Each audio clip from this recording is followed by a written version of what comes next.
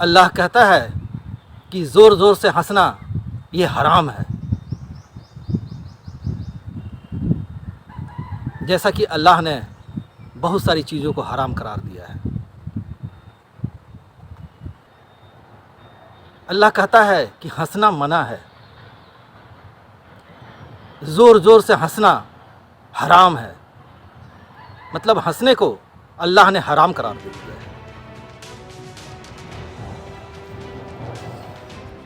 मेरे प्यारे भाइयों और बहनों, पाकिस्तान का एक 50 से 60 साल का एक व्यक्ति है जो अपने आप को बहुत ही बुद्धिजीवी और शायद वो अपने आप को ओलमा या कारी वगैरह समझता होगा। लाखों लोगों को अपने सामने बैठाकर ये बातें उनको समझा रहा है। और सबसे हैरत की बात यह है कि जो लाखों लोग उसके सामने बैठे हुए हैं वो भी इस बात से राजी हैं और हामी भर रहे हैं। वो कह रहे हैं कि वाह माशाअल्लाह, अल्लाह का तो जवाब ही नहीं है। अगर अल्लाह ये बात कह रहा है तो एकदम 100% सही बात है। तो आप अंदाज़ा लगा लीजिए ये इंसान जो पाकिस्तान का है किस तरह से इंसान को जहालत में और गंदगी में डाल रहा है। वो लाखों लोगों को बिठाकर ये बातें समझा रहा है और अब तो वो यूट्यूब पे उतर गया है, करोड़ों लोगों को ये बातें समझा रहा है। क्या आपको मालूम है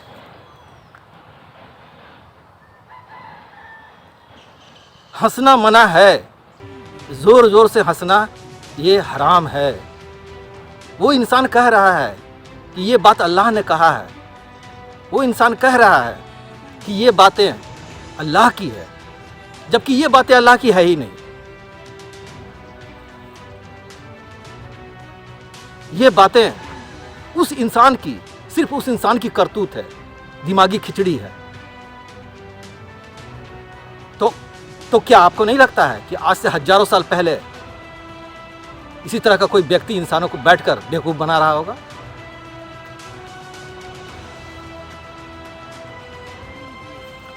मेरे प्यारे भाइयों और बहनों, क्या आपको मालूम है इस पूरी दुनिया के अंदर जितने भी कंट्रीज हैं उसके अंदर दो ऐसे स्थान हैं, मतलब उसके अंदर दो ऐसे स्थान हैं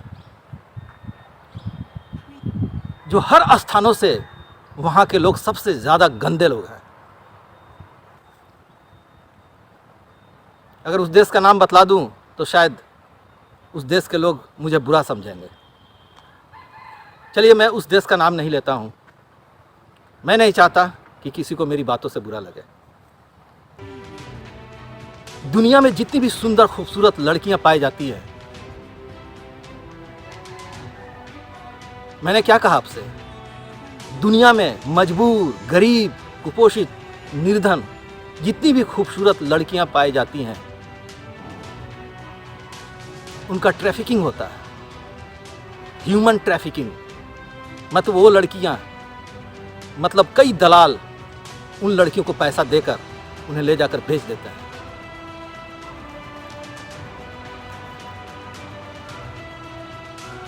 और आप जानते ही हैं कि जब वो लड़कियां उस क्षेत्र में जाती होंगी तो उनके साथ क्या होता होगा। सिवाय दरिंदगी के उनके साथ और कुछ भी नहीं होता।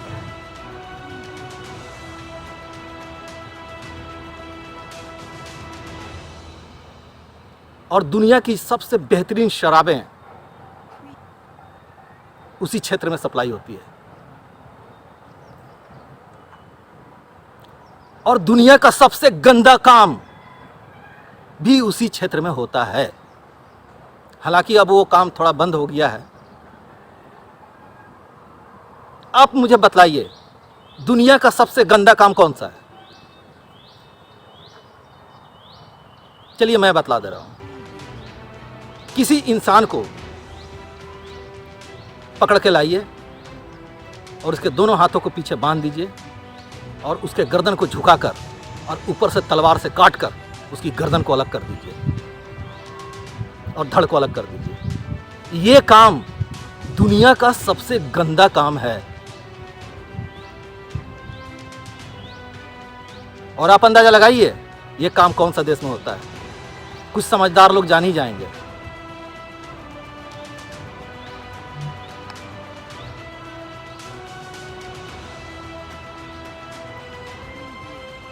और इंसान यही काम पशुओं के साथ भी कर रहा है। आप जरा सोचिए मैं क्या कह रहा हूं। आप किसी बकरे को लेकर आते हैं, किसी खस्सी को लेकर आते हैं, किसी गाय को लेकर आते हैं, किसी बैल को लेकर आते हैं, किसी भैंस को लेकर आते हैं, उसको भी इस धरती पर उतना ही जीने का अधिकार है जितना आपके पास अधिकार है। फिर आप कौन होते हैं कि उसे लाइए और उसके गर्दन को काट कर और उसके धड़ को अलग कर दीजिए, उसके सर को अलग कर दीजिए और उसके मीट को, गोश्त को बढ़िया से MDH का मसाला देकर बनाकर और भूंज कर खाइए और टेस्ट लीजिए, साथ में शराब भी पीजिए, अय्याशी कीजिए। क्या आपको मालूम है ये काम किस देश में होता है? मतलब देश का नाम नहीं लूँगा, लेकिन हाँ, जिस क्षेत्र में हो रहा है वहाँ के जो लोग हैं वो दुनिया के सबसे गंदे लोग हैं। मैं उस देश का नाम नहीं लेना चाहता।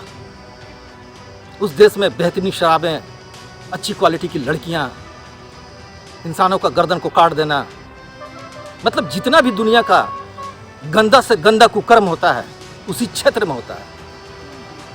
मैं जब ये बातें बतला रहा था तो मेरा एक दोस्त ने मुझसे कह दिया, अरे यार नाम बतलाने में क्या दिक्कत। वो कह दिया, अरे यार नाम नहीं भी बतलाओगे तो क्या है, क्या मैं नहीं जान जाऊंगा? ऐसा देश दुनिया में कहीं भी नहीं है, सिर्फ एक ही देश है इस तरह का। और वहाँ से हम घूम कर आए हैं। और कहने लगा कि वो देश तो मक्का है, सऊदी अरब है। तो मैंने उससे कहा कि शायद मुझे पता नहीं कि वो कौन सा देश है। तो मेरे प्यारे भाइयों और बहनों, ये जो पाकिस्तान के लोग हैं ये अपने ही लोगों को और पूरे वर्ल्ड में लोगों को गलत गलत बातें, गलत गलत चीज़ों को फैला रहे हैं। और तो और पाकिस्तान का वही आदमी जिसके बारे में बतला रहा हूँ, जिसने ये कहा था कि हंसना मना है, अल्लाह ने मना किया है, और ज़ोर ज़ोर से हंसना हराम है इस्लाम के अंदर। फिर वही आदमी ये बात कह रहा था, वो समझा रहा था इंसानों को ये बात कि क्या आपको मालूम है लोग यहाँ पर 10 साल में क्यों मर जाते हैं, 20 साल में क्यों मर जाते हैं, 30 साल में क्यों मर जाते हैं, 60 साल में क्यों मर जाते हैं? इसका अर्थ किसी को मालूम है? फिर वो बूढ़ा शख्स वो इंसानों को बिठाकर समझा रहा था कि इसका कारण ये है कि अलग अलग समय में अलग अलग उलमा आए थे, अलग अलग नबी आए थे, अलग अलग पैगंबर आए थे, तो अल्लाह ने उनको अलग अलग तरीके से रूहों को देकर भेजा, प्रोवाइड करने के लिए इंसानों में। अब बतलाइए ये कितनी मूर्खता वाली बात है। 72 तरीके से मौत को भी उसने डिफाइन कर दिया है, रूहों को भी डिफाइन कर दिया है। और कह रहा था एक जो रूह है वो मिला मोहम्मद साहब को, एक जो रूह है वो मिला किसी और अवतार को, एक जो रूह है वो मिला किसी और वली को। इस तरह से मतलब ये अल्लाह जो थे वो पूरा डिवाइड कर दिए रूहों को। और जब वो लोग आए तो वो लोग क्या किए कि इंसानों के अंदर डिवाइड कर दिए वो उन रूहों को। तो उन रूहों का जो एज है, किसी का 12 बरस था, किसी का 16 बरस था, किसी का 18 बरस था, किसी का 25 साल था। तो वो रूहें जब जिसके शरीर में गया, वो रूहें जिसके शरीर में गई तो आदमी उतना ही दिन में मर जाता है। तो बताइए किस तरह से मूर्ख बनाया जा रहा है एक एक इंसान को। तो मैं आज आपको बतला दूं, इस पूरी दुनिया में हिंदू धर्म यानी सनातन धर्म, इससे बेहतर कोई धर्म ही नहीं है। लेकिन आज इस दौर में सनातन धर्म के माने को भी बदल दिया गया है। मतलब ये जो अभी वाला सनातन धर्म चल रहा है ये ओरिजिनल नहीं है। आज से 500 साल वाला जो सनातन धर्म था वो ओरिजिनल था, वो सही था। मेरे प्यारे भाइयों और बहनों, मैं जब आपको कुछ बातें बतलाऊंगा तो आप हैरत पे हैरत कर जाएंगे। अगर आप जोर जोर से हंसते हैं तो कई बीमारियां आपके शरीर से खत्म हो जाएंगी, नष्ट हो जाएंगी। आपके चेहरे पे रौनक आ जाएगी, आपके दिल में खुशियां आएंगी। इंसानी शरीर के लिए जोर जोर से हंसना, इससे बेहतर इंसानों के लिए, इंसान के शरीर के लिए कोई और चीज है ही नहीं। और अल्लाह कहता है कि हंसना मना है, हंसना हराम है। तो इसका मतलब क्या हुआ? इसका मतलब ये हुआ कि आपकी हंसी, आपकी खुशी, आप तंदुरुस्त रहें, ये सब कुछ अल्लाह को गवारा नहीं है।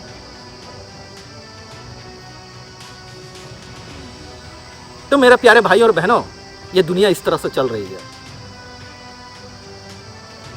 और आप क्या सोचते हो कि इस दुनिया में जितनी भी गंदगी फैली हुई है, जितनी भी गंदगियां हैं, क्या इनको ठीक करने वाला कोई नहीं है?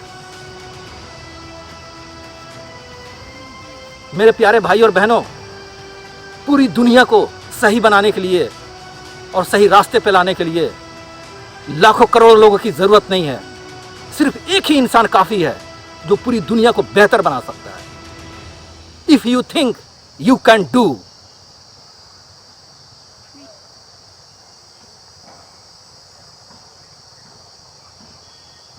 लेकिन मेरे प्यारे भाइयों और बहनों, जो पूरी तरह से धर्म से ग्रस्त हैं, वो बिल्कुल ही अंधे हो चुके हैं।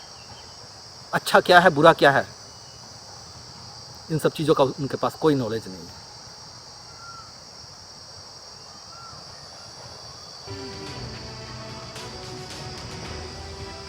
हिंदू धर्म के अंदर एक बहुत ही बड़ी खूबी है। वो खूबी क्या है, मैं आपको बतला रहा हूं। क्योंकि हिंदू धर्म के अंदर, यानी सनातन धर्म के अंदर, अलग अलग ईश्वरों पर इनकी बिलीव, अलग अलग ईश्वरों पर इनका बिलीव है, विश्वास है। और यही इस दुनिया की सच्चाई है, क्योंकि ईश्वर एक है ही नहीं।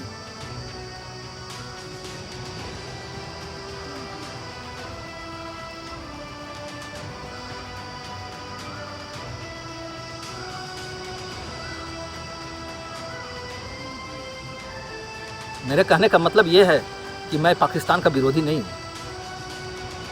जो सच्चाई है, जो घटनाएं घट रही हैं, मैं उसी के बारे में सिर्फ बतला रहा हूं। आज से पहले इंसान कोई भी गलती करे, उसके धड़ को सर से अलग कर दिया जाता था। ये काम शायद अभी नहीं हो रहा है सऊदी अरब के अंदर। खुलेआम मजलिस लगाकर इंसानों की गर्दनें काटी जाती थी। और दुनिया कहाँ गया था उस वक्त में ह्यूमन राइट्स कमीशन? अब बतलाइए मुझे।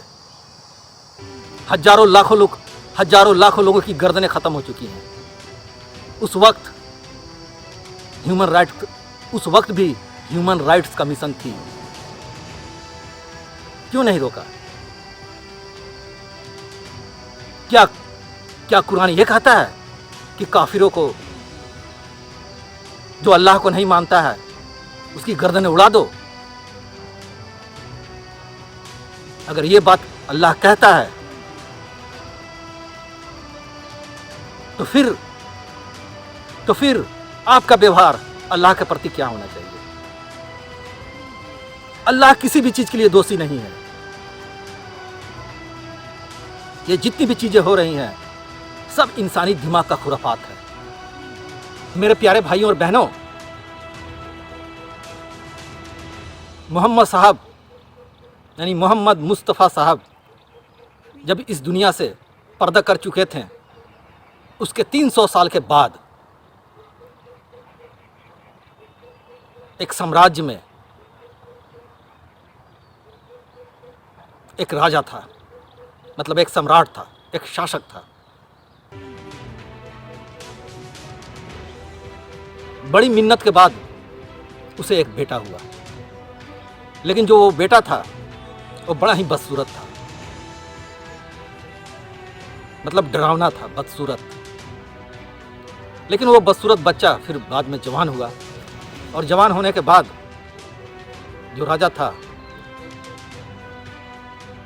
उसके मर जाने के बाद वही बदसूरत राजकुमार बना। राजा वही बन गया। लेकिन जब वो जवान हुआ,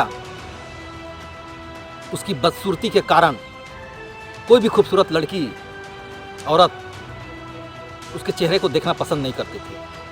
मतलब कोई भी औरत उसके पास नहीं जाती थी। लेकिन पैसा और धन की ताकत उसके पास थी। मेरे प्यारे भाइयों और बहनों, जब कोई चीज़ किसी को नहीं मिलती है तो उसकी चाहत और ज़्यादा बढ़ जाती है।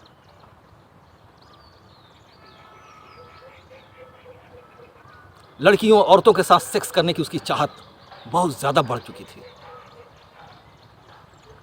वो अपने दरबार और अपने राजमहल के बाहर आकर बैठा करता था और बड़ी खूबसूरत लड़कियों को राह से गुजरते हुए उसे देखा करता था और ये सोचता कि शायद काश कि ये लड़की मुझे मिल जाती तो एक रात उसके साथ गुजारते। पैसा धन दौलत उसके पास काफ़ी था, पर उसके साथ घटना ये होती थी कि जब भी कोई खूबसूरत लड़की उसके सामने से गुजरती, उसे देखकर हंस दिया करती। कोई इंसान भी गुजरता तो उसे देखकर हंस दिया करता था। उसकी जिंदगी में यही सिलसिला था। एक छोटा सा बच्चा भी उसे देखता तो हंस दिया करता था, क्योंकि वो बदसूरत था ही, एक पैदाइशी बदसूरत था। उसका चेहरा क्रूप था, राक्षस के जैसा था, देखने में सुंदर नहीं था। लेकिन चूंकि वो एक राजा था, उसके पास पैसों और धन की कमी नहीं थी,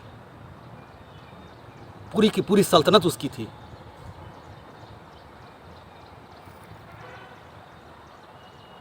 उसके बाद एक दिन वो गुस्से में आया और पूरी सल्तनत में, अपनी पूरी सल्तनत में उसने ऐलान करवा दिया कि जोर जोर से हंसना मना है। जोर जोर से हंसना एक अपराध है, यह हराम है। जो भी ऐसा करेगा वो मौत के घाट उतार दिया जाएगा।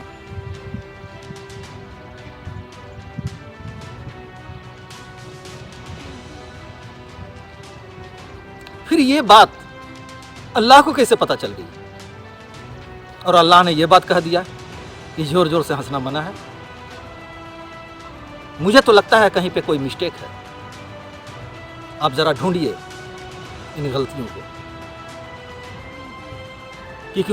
क्योंकि मैं नहीं ढूंढ सकता, मेरे पास उतना वक्त नहीं है इन फालतू चीज़ों के लिए। मैं तो सिर्फ ये जानता हूं, जो बहुत जोर जोर से हंसेगा उसका चेहरा खिल उठेगा, उसकी सारी बीमारियां खत्म होने लगेंगी।